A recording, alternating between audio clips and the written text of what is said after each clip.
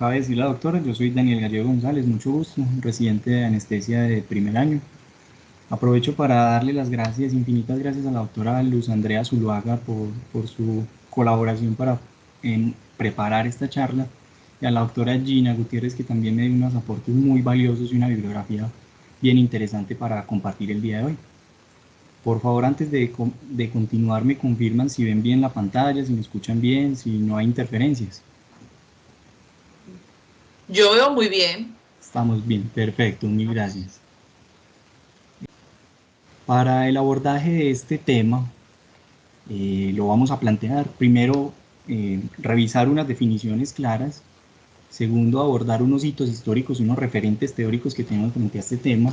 Comenzar luego con reconocer cuáles son los riesgos que tenemos en un quirófano. Y por último, hablar sobre la cultura de la seguridad. Comenzando con estas definiciones, tenemos lo que un riesgo es una probabilidad de que un incidente o un evento adverso ocurra. Por su parte, una complicación es un daño o un resultado clínico no esperado y que no se atribuye a la atención en la salud, sino que es secundaria a condiciones propias de ese paciente. Por su parte, un incidente lo definimos como un evento que pudo haber causado un accidente, una lesión o enfermedad en ese paciente. ¿Cierto? Algo que ocurrió pero no logró causar daño, mientras que el evento adverso es esa lesión secundaria al tratamiento médico y que sí produce una discapacidad. Este evento adverso puede ser prevenible, no prevenible, grave o leve.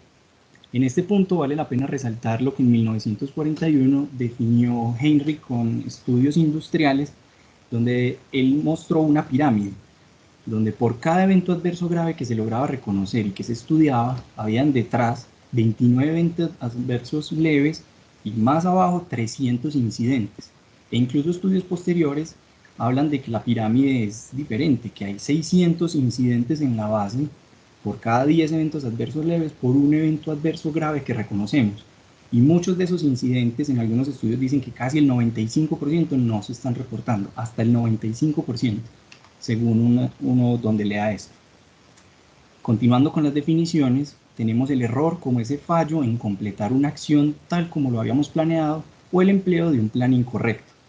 Estos errores entonces pueden ser por comisión, que es emplear ese plan erróneo, o por omisión, que omitimos pasos o no hacemos realmente lo correcto desde el principio.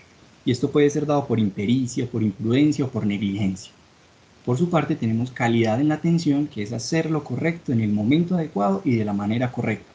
Y esta calidad va de la mano con la seguridad, que es lo que estamos hablando hoy, seguridad en el quirófano, que es reducir el riesgo a un daño asociado por la asistencia sanitaria al mínimo aceptable. Aquí tenemos que estos dos términos están intrínsecamente relacionados cuando se hace, como les venía diciendo, entonces estos dos términos de calidad y seguridad van intrínsecamente relacionados. Cuando se hacen prácticas seguras, se tienen altos índices de calidad, y cuando se logran altos índices de calidad, generalmente son por prácticas que realmente son seguras, ¿cierto? Entonces, siempre estos los vamos a tener de la mano. Por si alguien se acaba de unir a la charla, en la esquina superior izquierda les pongo nuevamente un código QR que pueden escanear, o si no, en la parte del chat, ahí está el link para ingresar a una corta encuesta que los invito a responder. Muchas gracias. Pasando con esta parte de hitos históricos y referentes teóricos, no nos da el tiempo para abordar toda la serie de incidentes, de casos, de eventos adversos graves que han ocurrido en la historia de la anestesia y de la cirugía, pero vale la pena resaltar algunos ítems, partiendo de la primera muerte por anestesia que data de 1848. Es la primera muerte como tal documentada. Muchos lo habrán leído, la muerte de Hannah Grenner por cloroformo, siendo esta una paciente de apenas 15 años, ASA 1, sin comorbilidades, programada para extirparle una uña de un dedo del pie, y a causa del cloroformo falleció nada más a 3 minutos pues con la misma anestesia. Esto encendió las alarmas. Con base en eventos adversos tan delicados como este, fue que se empezó a estudiar, a promover el estudio y la descripción de los efectos adversos y la toxicidad por agentes anestésicos. Estos eventos siguieron ocurriendo errores que siempre han ocurrido. Para 1954 se reportó se publicó, perdón, uno de los estudios más grandes para la época sobre eventos adversos en la anestesia, publicado por Beecher y Todd. Ellos reunieron todos una serie de eventos adversos, casi 600.000 casos, entre 1948 y 1952. Para la época ellos encontraron que el curare, el uso del éter y el ciclopropano tenían mayores tasas de eventos adversos. Y de esos 600.000 eventos que reportaron, encontraron una tasa de mortalidad de una muerte por cada 1.500 eventos adversos que ocurrían. Realmente era algo alto para la época. Y para este entonces, bueno, sabemos que los agentes anestésicos fueron cambiando, su toxicidad se fue estudiando cada vez más, se fueron sacando del mercado de su uso. Pero aparte de los efectos adversos que esto tenía para los pacientes, encontramos también eventos muy graves en los quirófanos. Tragedias tan grandes como la de 1963, cuando en un hospital chileno, un hospital infantil, explotaron 2 cilindros de ciclopropano. En esta tragedia fallecieron 2 anestesiólogos, 2 pacientes pediátricos, 2 ortopedistas y como 14 heridos, entre ellos 2 de muy alta gravedad. Después de esta tragedia empezaron a sacar el ciclopropano del mercado. Sabemos que los agentes anestésicos volátiles van siendo cada vez más seguros, pero los errores humanos siempre han seguido ocurriendo y esto se fue reportando cada vez más, se fue haciendo los reportes con mayor rigurosidad. Para los 80s se promovió el reporte de incidentes y eventos adversos y con base en estos reportes la evidencia sobre la gravedad del error humano se empezó a hacer cada vez más pública. Todos conocemos este libro de 1999 de Errar es humano, a partir del cual se planteó esto como una problemática de salud pública y se comenzaron a crear diferentes organizaciones en pro de la seguridad de los pacientes. Para este mismo año se comenzó a trabajar en el Protocolo de Londres. Este protocolo lo que busca es hacer un estudio sistemático de esos incidentes, ver cómo reportarlos de la mejor forma, realizar planes de mejoramiento y evitar como ese señalamiento y esa culpa sobre el que cometió el error, sino abordar los errores de una forma más sistemática. Miren que esto viene desde el 99 y quizás todavía no lo logramos aplicar de la mejor forma. Para el 2004 la OMS formó la Alianza para la Seguridad de los Pacientes y en el 2008 publicaron este compendio de seguridad, de cirugía segura salvavidas. En este es donde está la lista de chequeo que todos conocemos y que realmente se ha demostrado que mejora los desenlaces y que disminuye las tasas de mortalidad perioperatoria, posoperatoria, perdón. Para el 2010, en el Congreso de Euroanestesias en Helsinki, se formuló lo que se conoce como la Declaración de Helsinki con las normas mínimas sobre la seguridad de los pacientes en anestesia. Y a nivel local tampoco pues, no nos quedamos atrás, también aquí hay muchos esfuerzos en este tema. Desde el 2008 se viene trabajando en las políticas de seguridad en el paciente y el Ministerio de Salud viene publicando una serie de paquetes instruccionales. Entre estos tenemos el que les pongo aquí en las pantallas de mejorar la seguridad en los procedimientos quirúrgicos. Por su parte, la SCARE desde 1984 también viene revisando esas normas mínimas de seguridad. Y la última publicación que tenemos al respecto es en el 2015. En este compendio se nos abordan temas desde el talento humano, desde cuál es la dotación mínima, cómo es la monitorización de los pacientes, cuáles son las guías a las que nos debemos adherir en cuanto a transfusión, a reanimación, a prevención de infecciones, en fin. Y el problema es que a pesar de que sabemos los errores, eso se ha documentado, se publica, todos lo conocemos, tenemos protocolos, tenemos guías de manejo, esto sigue siendo un problema de salud pública hoy en día. La inseguridad en los quirófanos sigue siendo un problema muy grande y partiendo del gran número de cirugías y el volumen de pacientes que hay por operar todos los días. Se dice que cerca de 234 millones de cirugías se realizan al año.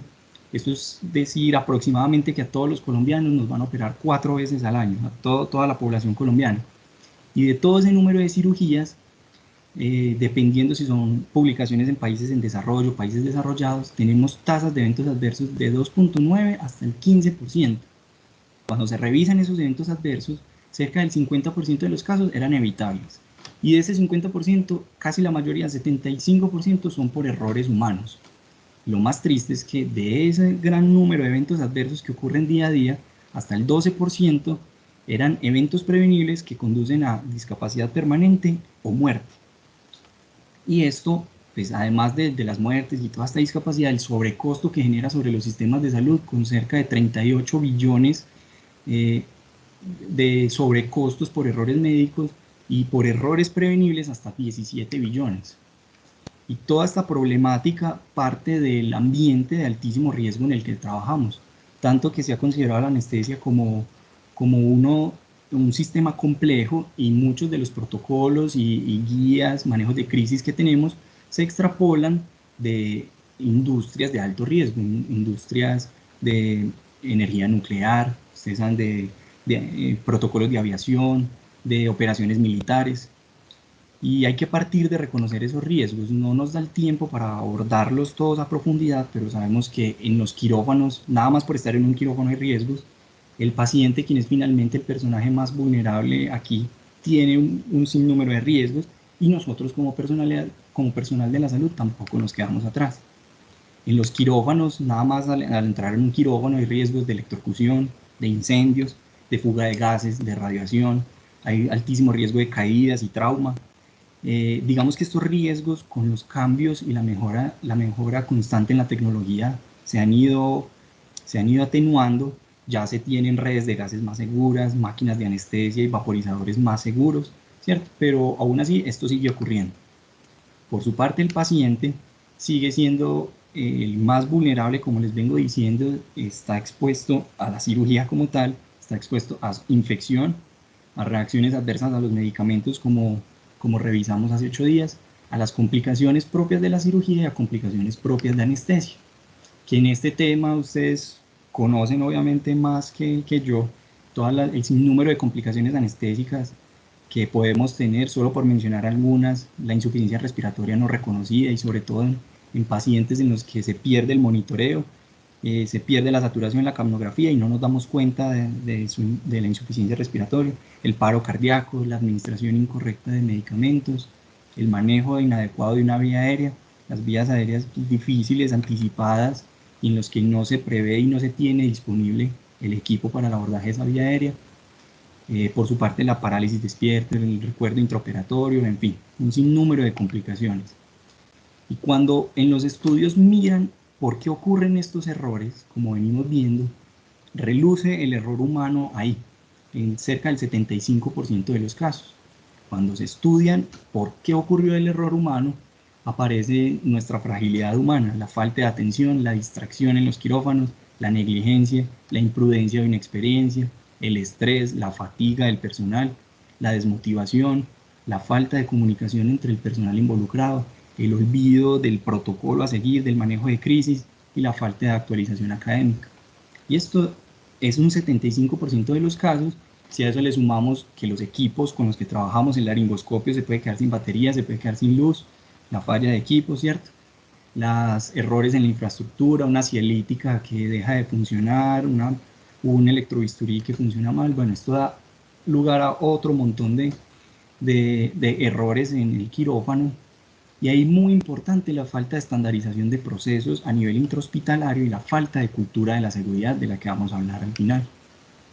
Y si abrimos aún más el panorama, vemos que esos errores y esas inseguridades en el quirófano no son solo ahí, no son solo en el momento en el que está el paciente montado en esa cama. El error quizás viene de mucho antes, viene de una mala valoración preoperatoria, de diagnósticos que no se hicieron, de quizás comorbilidades que no se tuvieron en cuenta, paraclínicos alterados que se pasaron por alto. Posterior a esto, una mala comunicación entre colegas, una mala comunicación del paciente. Esto se ha estudiado y se ha visto que es más alto el número de errores en los cambios de turno, ¿cierto? Cuando en las mañanas, en las tardes, cuando se entregan los pacientes, y también cuando se trasladan a los mismos, cuando se trasladan de piso a sala de preparación, de la preparación al quirófano, y nuevamente del quirófano a sala de recuperación y de ahí a piso. Esos errores en la comunicación dan pie a muchas tasas de errores.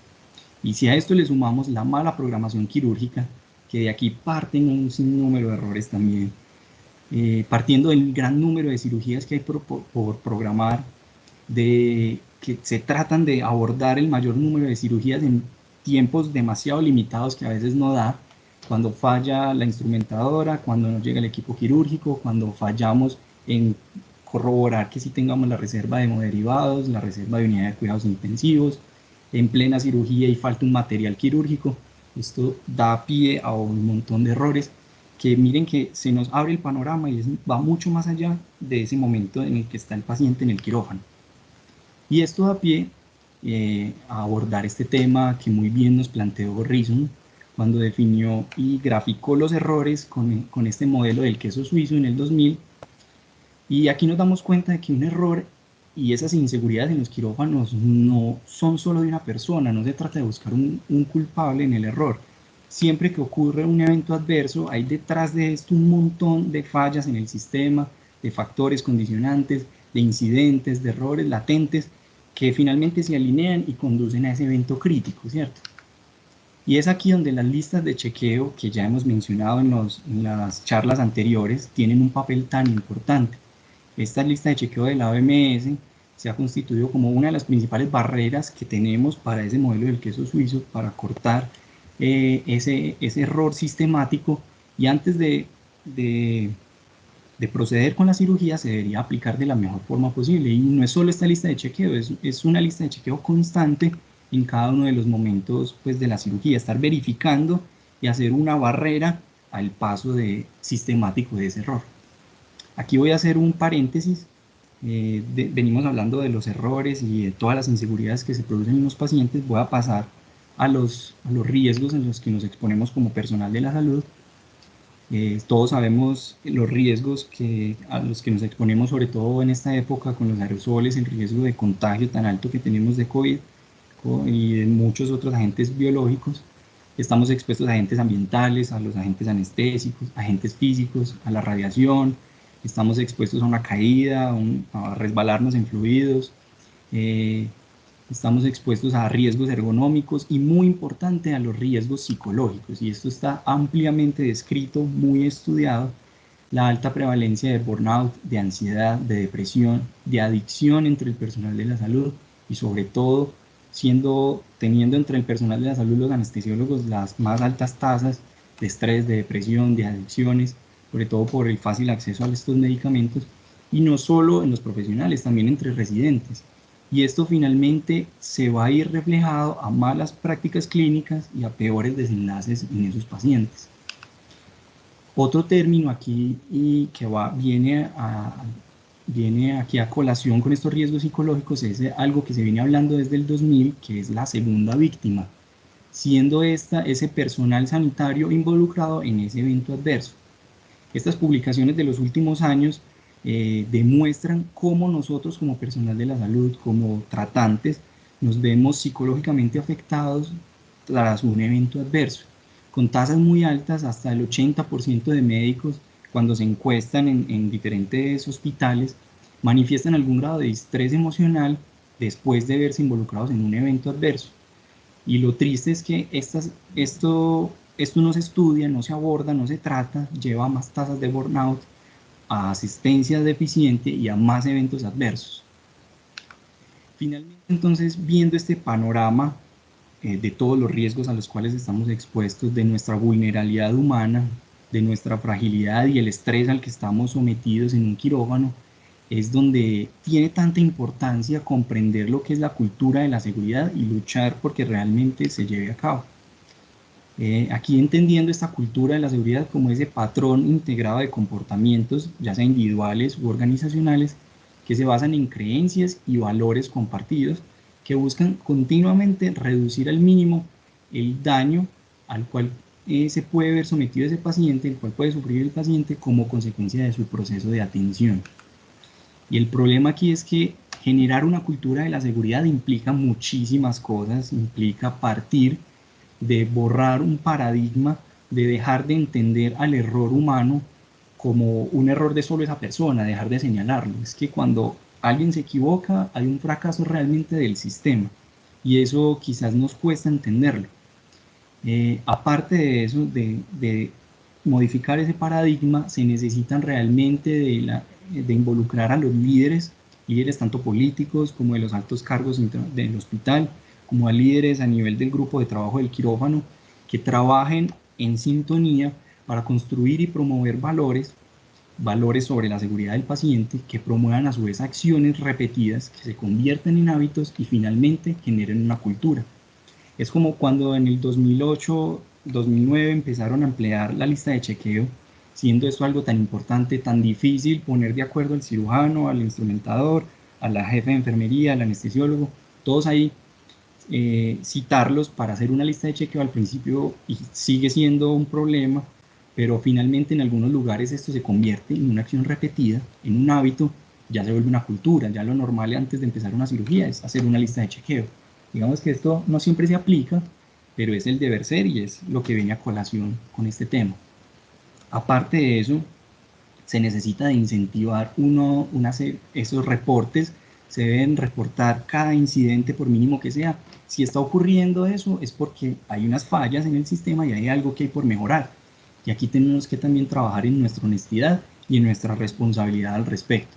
Se necesita también de mucha inversión política, económica, inversión a nivel intrahospitalario, a nivel de país, ¿cierto? Por promover realmente programas que incentiven la formación continua, la capacitación en este tema y las prácticas de simulación.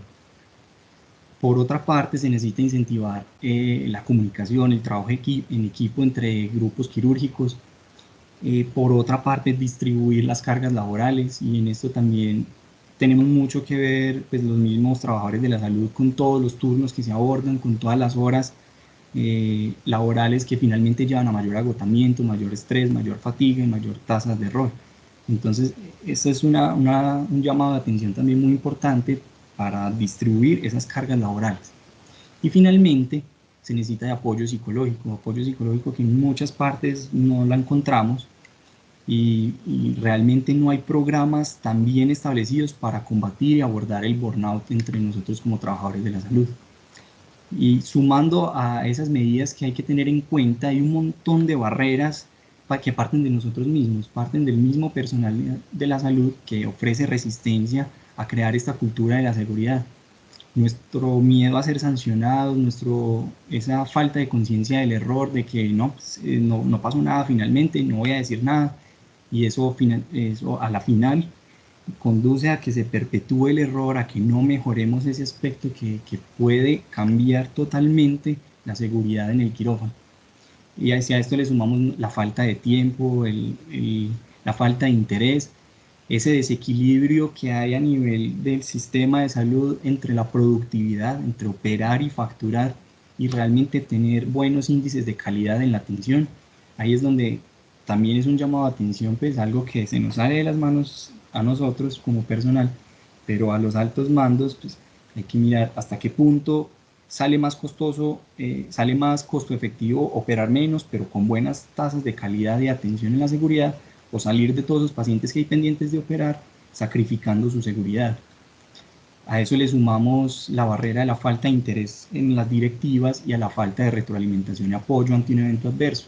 De nada sirve hacer las cosas bien, reportar el error, si eso no se va a retroalimentar, si no vamos a trabajar sobre este y no vamos a generar planes de mejoramiento continuo.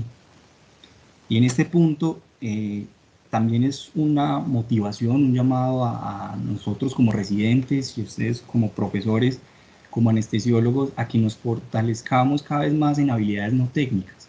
Para generar una cultura de la seguridad necesitamos fortalecernos en liderazgo, en toma de decisiones, necesitamos incentivar cada vez más el trabajo en equipo, el colegaje, esa ayuda entre nosotros mismos, fortalecernos en habilidades comunicativas y, muy importante, aprender al manejo de emociones, a control de estrés y fatiga. De nada sirve un anestesiólogo brillante si vive estresado o fatigado y se distrae con todo este riesgo en el que estamos sometidos. Y aquí, con esta presentación, con esta diapositiva, extrapolando ese riesgo en el que nosotros estamos expuestos cada día, ambientes que nos han comparado con las listas de chequeo de aviación.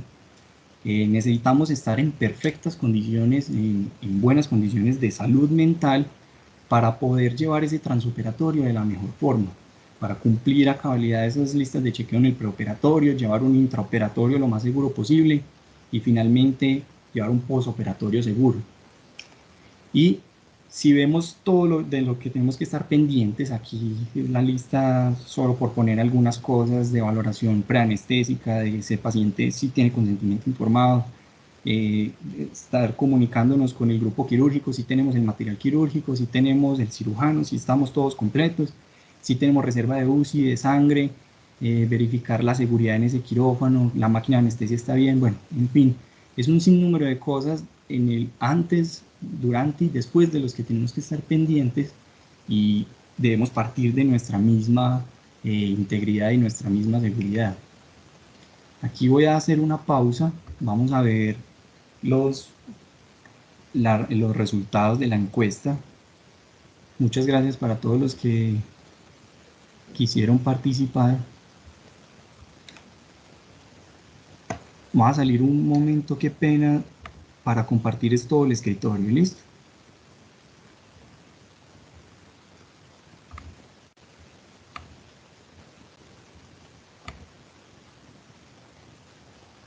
¿Me confirman si aquí están viendo?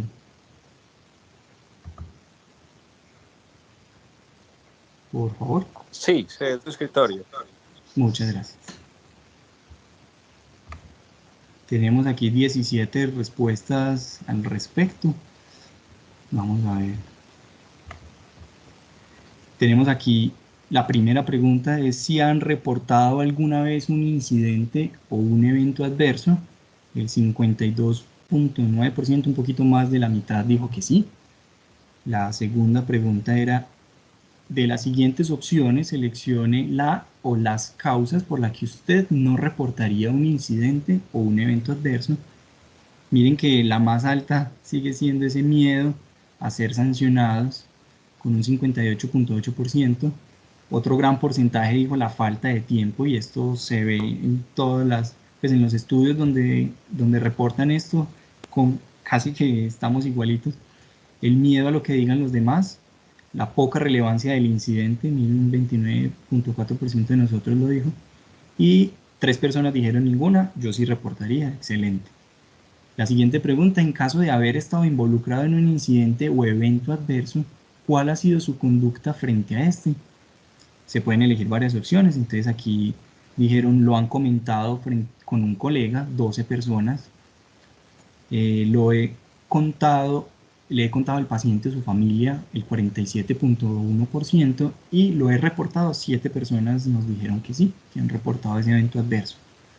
Aquí aprovecho para comentar al respecto de esto de hablarlo con un colega, esto es muy importante, y cuando estudian las tasas de eventos adversos secundarios a segunda víctima, se ve que entre las medidas para impactar esos eventos adversos está hablar del error con un colega y sobre todo recibir ayuda de un colega. Esa es la principal, es como la principal estrategia para abordar ese momento de crisis ante un evento adverso como nosotros, ¿cierto? Entre nosotros mismos. En la siguiente pregunta, en caso de haber estado involucrado en un incidente o evento adverso, ¿ha presentado ansiedad o angustia por este hecho? Miren que el 88.2% dice que sí, y realmente es muy triste porque el impacto psicológico es muy grande y esto realmente no se estudia ni se aborda como debería. Y por último, en caso de haber estado involucrado en un incidente o evento adverso, ha sentido que es poco respaldado por sus colegas o equipo quirúrgico. Y gracias, menos mal, el 88.2% dijo que no. Eso habla de un buen colegaje, de buenos grupos de trabajo.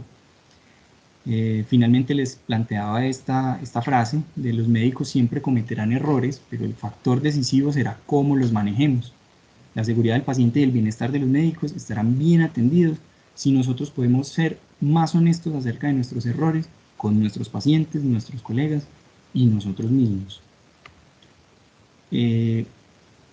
Volviendo aquí, a modo de conclusión, les digo que considero que la seguridad en el quirófano no puede depender de una sola persona. Esto se ha demostrado totalmente, todos lo sabemos. Sabemos que el error humano es inevitable, pero lo que sí podemos hacer es trabajar constantemente por reducir esos errores al mínimo. Se requiere de todo un equipo de trabajo que se enfoque en trabajar realmente en pro de la seguridad de nuestros pacientes, y debemos promover una cultura de la seguridad que garantice el reporte de incidentes, el apoyo emocional que necesitamos, una capacitación y programas de mejoramiento continuo, que finalmente esto es lo que va a garantizar realmente una seguridad en los quirófanos. Y así como este personaje, como este superhéroe aquí que representa un anestesiólogo con el sinnúmero de cosas que se deben hacer al tiempo, la invitación es a que así como ojalá tuviéramos la capacidad de intubar automáticamente, de ventilar automáticamente, de tener, como dicen aquí, un ultradetector de pulso radial, ojos de monitorización de infusión, también deberíamos tener un chip y una antena sintonizada entre todos en promover realmente una cultura de la seguridad, enfocados en el bien de nuestros pacientes. Muchas gracias por su atención. Aquí aprovecho antes de finalizar, si todavía me acompaña la doctora Gina Gutiérrez en Barranquilla.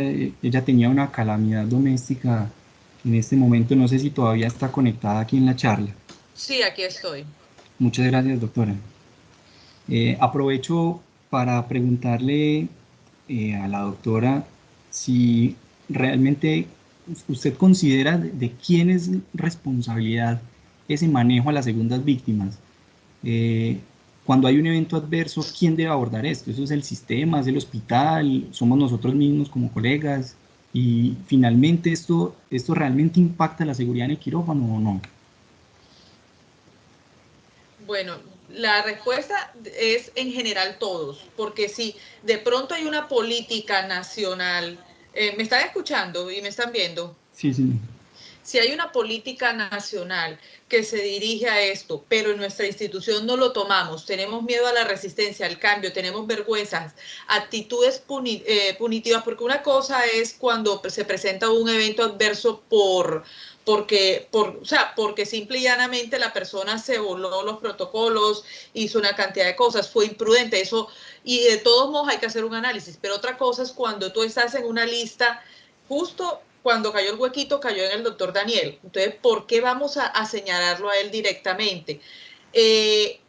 Los que están más avanzados en este tema son los norteamericanos y de los hispanohablantes de España. España tiene una serie de protocolos de atención a segunda víctima que han ido explicando y dándose en las instituciones y cada vez ellos toman más importancia de atender en el momento del incidente al personal de salud, de seguir analizando y seguir siendo. Y a pesar de eso, ellos reportan que muchos profesionales de la salud que presentan estos incidentes o estas situaciones en primer lugar. Posteriormente vamos a tener personas con alteraciones del sueño, inatención y todas las cosas que pueden ir alrededor. Hay un suplemento de una revista que se llama Calidad Asistencial que habla específicamente en el 2016 de segundas víctimas, eventos adversos en profesionales de la salud, y habla de que ese suplemento, yo te lo puedo facilitar si no te lo envié, para que lo socialicemos, habla de que desde que buscaba sensibilizar las autoridades sanitarias, directivos y colectivos profesionales y pacientes en todo el proceso asistencial en la importancia del problema del manejo de segunda víctima. Entonces, nosotros, por ejemplo, haciendo un análisis y no sé el resto de los colegas que han visto, nosotros hacemos simulaciones de crisis, pero nunca hemos hecho una simulación de cómo dar esas noticias malas, de cómo explicarle al familiar del paciente o del paciente que hubo un evento adverso. Yo creo que nosotros no hemos hecho ese tipo de simulaciones, o al menos no la he visto en un congreso, y desde ese punto de vista, porque es que cuando tú viste tu encuesta, viste que les daba miedo ser juzgados, miedo ser sancionados, y hay una parte que es que no nos han enseñado a afrontar los eventos, no nos han enseñado, y me incluyo porque hay que generalizar esta situación, y de segunda víctima se sigue estudiando, porque es más, se sigue desarrollando, y se habla de la tercera víctima, que es la institución hospitalaria donde se presenta el evento, que puede llegar a perder parte de su prestigio. Entonces la respuesta para mí es todos, y nosotros tenemos que generar evidencia sobre esto que estamos hablando de las segundas víctimas, tenemos que comenzar a iniciar protocolos, reunirnos con el grupo de calidad, calidad de las diferentes instituciones hospitalarias, de los diferentes departamentos, para elaborar nuestros protocolos basados en lo que ya tenemos en la literatura para atender a ese colega.